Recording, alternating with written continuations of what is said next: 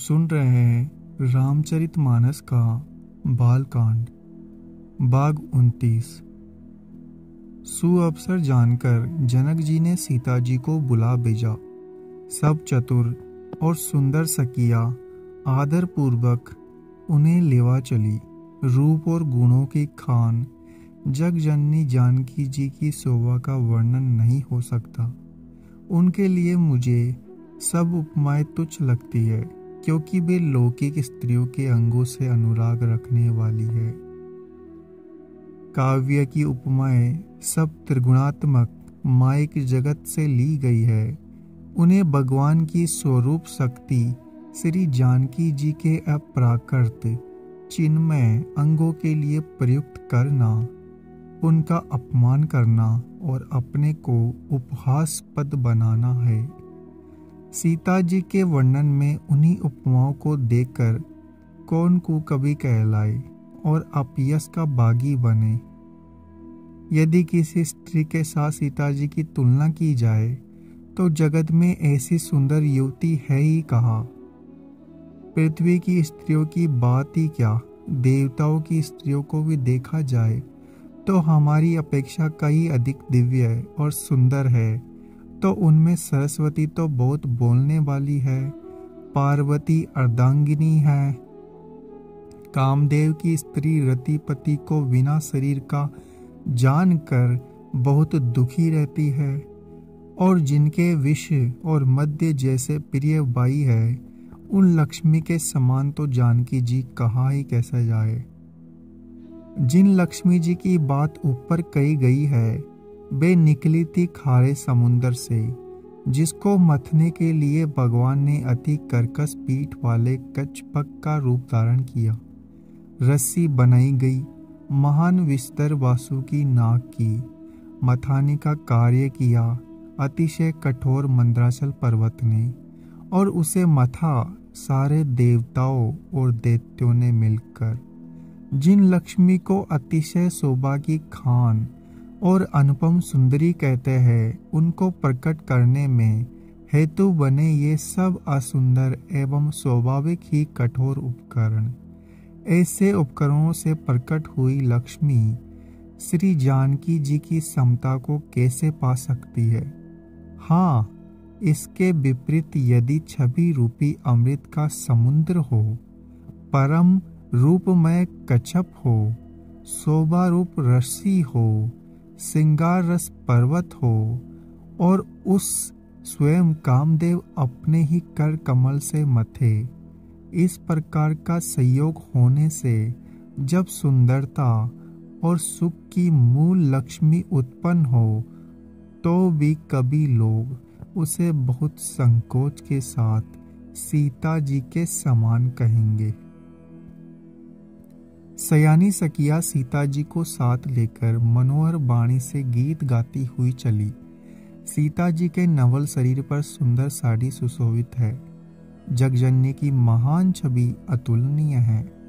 सब आभूषण अपनी अपनी जगह पर शोभित है, जिन्हें सखियों ने अंग अंग में बली बाती सजाकर पहनाया है। जब सीता जी ने रंगभूमि में पैर रखा, तब उनका दिव्य रूप देखकर स्त्री पुरुष सभी मोहित हो गए। देवताओं ने हर्षित होकर नगाड़े बजाए और पुष्प बरसा कर अप्सराएं गाने लगी। सीता जी के कर कमलों में जयमाला सुशोभित है। सब राजा चकित होकर अचानक उनकी ओर देखने लगे। सीता जी चकित चित्त से श्री राम जी को देखने लगी। तब सब राजा लोग मोह के बस हो गए। सीता जी ने मुनि के पास बैठे हुए दोनों भाइयों को देखा तो उनके नेत्र अपना खजाना पाकर ललचाकर वही श्री राम जी में लग गए। परंतु गुरुजनों की लाज से तथा बहुत बड़े समाज को देखकर सीता जी सकुचा गई। वे श्री रामचंद्र जी को हृदय में लाकर सखियों की ओर देखने लगी। श्री रामचंद्र जी का रूप और सीता जी की छवि देखकर स्त्री पुरुषों ने पलक मारना छोड़ दिया। सभी अपने मन में सोचते हैं पर कहते सकुचाते हैं। मन ही मन वे विधाता से विनय करते हैं, हे विधाता, जनक की मूढ़ता को शीघ्र हर लीजिए। हमारी ही ऐसी सुंदर बुद्धि उन्हें दे दीजिए, जिससे बिना ही विचार किए राजा अपना प्रण छोड़कर सीता जी का विवाह राम जी से कर दे। संसार उन्हें भला कहेगा, क्योंकि यह बात सब किसी को अच्छी लगती है।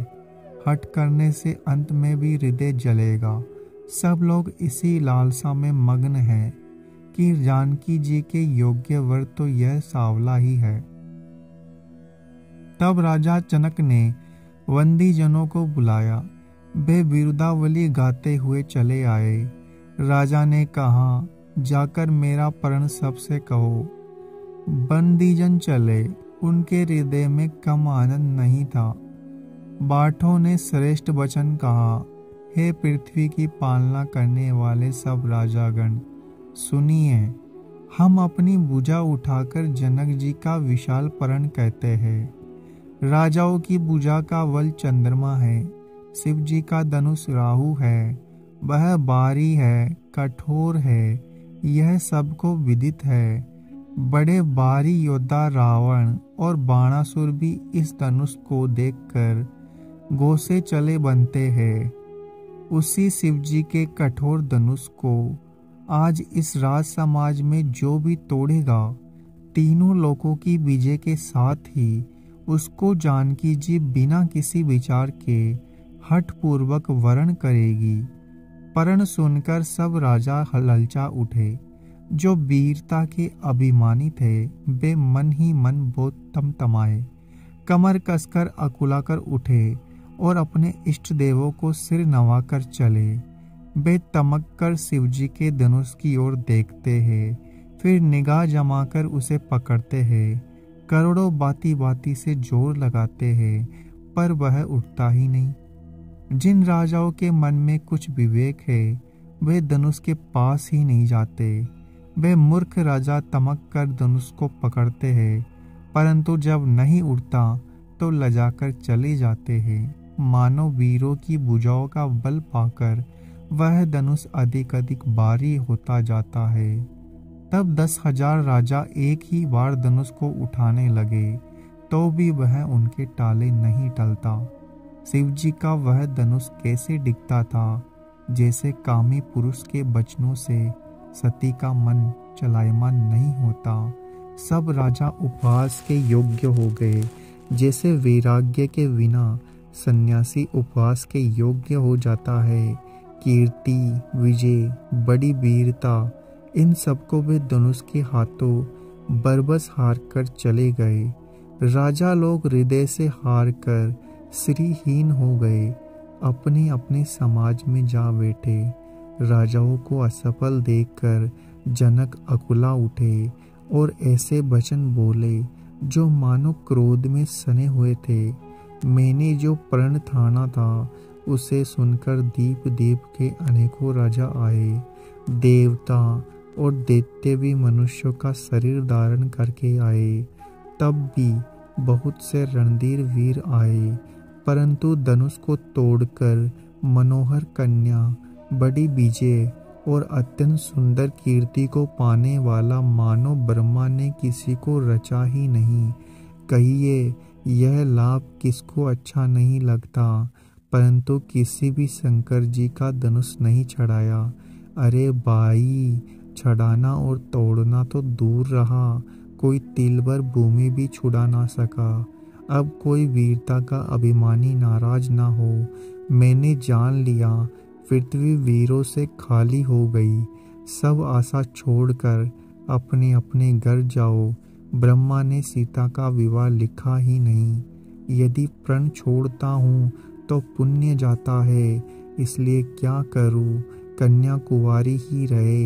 यदि मैं जानता कि पृथ्वी वीरों से शून्य है, तो प्रण करके उपवास का पात्र न बनता। जनक के वचन सुनकर सभी स्त्री पुरुष जानकी जी को देखकर दुखी हुए, परंतु लक्ष्मण जी तमतमा उठे। उनकी भौहें टेढ़ी हो गई, होठ फड़कने लगे और नेत्र क्रोध से लाल हो गए। श्री रघुवीर जी के डर से कुछ कह तो सकते नहीं, पर जनक के वचन उन्हें बाण से लगे। श्री रामचंद्र जी के चरण कमलों में सिर नवाकर वे यथार्थ वचन बोले। रघुवंशियों में कोई भी जहाँ होता है उस समाज में ऐसे वचन कोई नहीं कहता जैसे अनुचित वचन रघुकुल शिरोमणि श्री राम जी उपस्थित जानते हुए भी जानकी जी ने कहा है। हे सूर्यकुल रूपी कमल के सूर्य, सुनिए, मैं स्वभाव से ही कहता हूँ, कुछ अभिमान करके नहीं। यदि आपकी आज्ञा हो तो मैं ब्रह्मांड को गेंद की तरह उठा लूँ और उसे कच्चे गड़े की तरह फोड़ डालूं। मैं सुमेरु पर्वत को मूली की तरह तोड़ सकता हूँ। हे भगवान, आपके प्रताप की महिमा से यह बेचारा पुराना धनुष कौन सी चीज है। ऐसा जानकर है नाथ, आज्ञा हो तो कुछ खेल करूँ। उसे भी देखिए, धनुष को कमल की डंडी की तरह छड़ाकर उसे 100 योजन तक दौड़ा लिए चला जाऊं। हे नाथ, आपके प्रताप के बल से धनुष को कुकुर मुत्ते की तरह तोड़ दूं। यदि ऐसा ना करूं तो प्रभु के चरणों की शपथ है, फिर मैं धनुष और तरकस को कभी हाथ भी ना लूंगा। जो ही लक्ष्मण जी क्रोध भरे वचन बोले कि पृथ्वी डगमगा उठी और दिशाओं के हाथी कांप गए। सभी लोग और सब राजा डर गए। सीता जी के हृदय में हर्ष हुआ और जनक जी सकुचा गए। गुरु विश्वामित्र, श्री रघुनाथ जी और सब मुनि मन में प्रसन्न हुए और बार बार पुलकित होने लगे। श्री रामचंद्र जी ने इशारे से लक्ष्मण को मना किया और प्रेम सहित अपने पास बैठा लिया।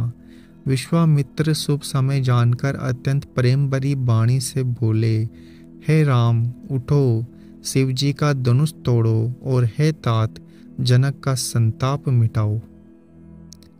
गुरु के वचन सुनकर श्री राम जी ने चरणों में सिर निवाया।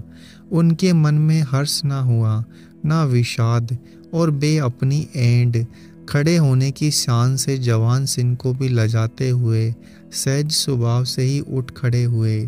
मंच रूपी उद्यांचल पर रघुनाथ जी रूपी बाल सूर्य के उदय होते ही सब संत रूपी कमल खिल उठे और नेत्र रूपी बोरे हर्षित हो उठे। राजाओं की आशा रूपी रात्रि नष्ट हो गई। उनके वचन रूपी तारों के समूह का चमकना बंद हो गया। अभिमानी राजा रूपी कुमुद संकुचित हो गए और कपटी राजा रूपी उल्लू छिप गए। मुनि और देवता रूपी चकवे शोक रहित हो गए। वे फूल बरसाकर अपनी सेवा प्रकट कर रहे हैं। प्रेम सहित गुरु के चरणों की वंदना करके श्री रामचंद्र जी ने मुनियों से आज्ञा मांगी। समस्त जगत के स्वामी श्री राम जी सुंदर मत वाले श्रेष्ठ हाथी किसी चाल से स्वाभाविक ही चले। श्री रामचंद्र जी के चलते ही नगर के सब स्त्री पुरुष सुखी हो गए और उनके शरीर रोमांच से भर गए। उन्होंने पितर और देवताओं की वंदना करके अपने पुण्यों का स्मरण किया। यदि हमारे पुण्यों का कुछ भी प्रभाव हो तो हे गणेश गोसाई, रामचंद्र जी के शिव जी के धनुष को कमल की डंडे की बाती तोड़ डाले। श्री रामचंद्र जी के प्रेम के साथ देखकर और सखियों को समीप बुलाकर सीता जी की माता स्नेह बस बिलक कर ये वचन बोली, हे सखी, ये जो हमारे हितु कहलाते हैं वे भी सब तमाशा देखने वाले हैं। कोई भी गुरु विश्वामित्र जी को समझाकर नहीं कहता ये बालक है, इनके लिए ऐसा हट अच्छा नहीं है। रावण और बाणासुर ने जिस धनुष को छुआ तक नहीं, सब राजा घमंड करके हार गए। वही धनुष इस सुकुमार राजकुमार के हाथ में दे रहे हैं। हंस के बच्चे भी कहीं मंदराचल पहाड़ उठा सकते हैं। राजा का भी सारा सयानापन समाप्त हो गया। हे सखी, विधाता की गति कुछ जानने में नहीं आती। तब एक चतुर सखी कोमल वाणी से बोली, हे रानी, तेजवान को देखने छोटा होने पर भी छोटा नहीं गिनना चाहिए। कहाँ गड़े से उत्पन्न होने वाले मुनि अगस्त्य और कहाँ अपार समुद्र, किंतु उन्होंने सारा सोख लिया जिसका सूर्य सारे संसार में छाया हुआ है। सूर्य मंडल देखने में छोटा लगता है, पर उसके उदय होते ही तीनों लोकों का अंधकार भाग जाता है।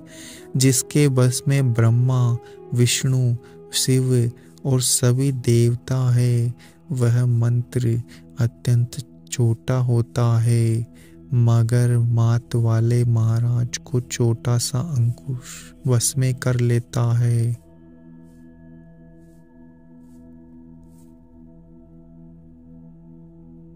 कामदेव ने फूलों का ही धनुष बाण लेकर समस्त लोगों को अपने वश में कर रखा है। हे देवी, ऐसा जानकर संदेह त्याग दीजिए। हे रानी, सुनिए, रामचंद्र जी धनुष को अवश्य ही तोड़ेंगे। सखी के वचन सुनकर रानी को विश्वास हो गया। उनकी उदासी मिट गई और श्री राम जी के प्रति उनका प्रेम अत्यंत बढ़ गया। उस समय श्री रामचंद्र जी को देखकर सीता जी व्यथित हृदय से जिस देवता से विनती कर रही है, वे व्याकुल होकर मन ही मन मना रही है। हे महेश भवानी, मुझ पर प्रसन्न होइए। मैंने आपकी जो सेवा की है उसे सुफल कीजिए। मुझ पर स्नेह करके धनुष के बारीपन को हर लीजिए। हे गणों के नायक, वर देने वाले देवता गणेश जी, मैंने आज ही के लिए तुम्हारी सेवा की थी। बार बार मेरी विनती सुनकर धनुष का बारीपन बहुत ही कम कर दीजिए।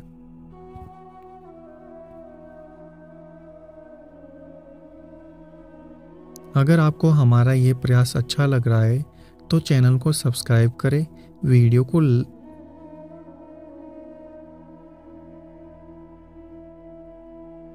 अगर आपको हमारा ये प्रयास अच्छा लग रहा है तो चैनल को सब्सक्राइब करें, वीडियो को शेयर और लाइक करना ना भूलें। अगर आपको हमारा ये प्रयास अच्छा लग रहा है तो चैनल को सब्सक्राइब करें, वीडियो को शेयर और लाइक करना ना भूलें।